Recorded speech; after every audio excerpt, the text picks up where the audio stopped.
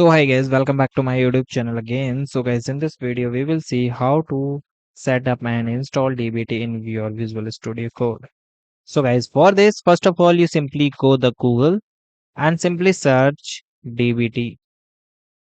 Okay, so there are some website but you find the DBT labs. Even you search you get, then click the option of what is DBT.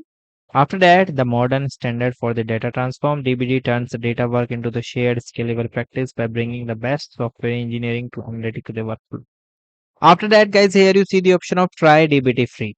But if you want to purchase this for any organization, so you book a demo, the company start explaining how it's work.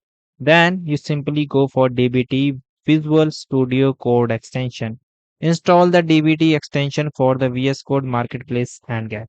So simply go and download for the extension.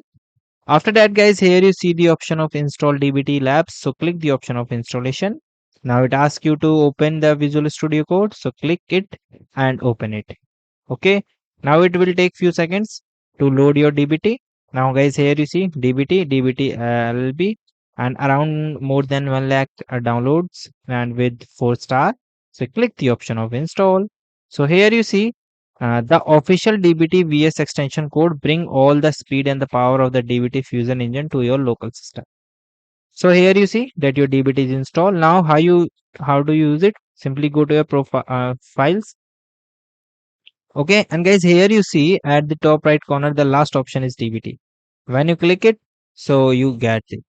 Okay, so this is the way that you can do. And guys, thank you and have a nice day. And guys, subscribe our YouTube channel for the further informations.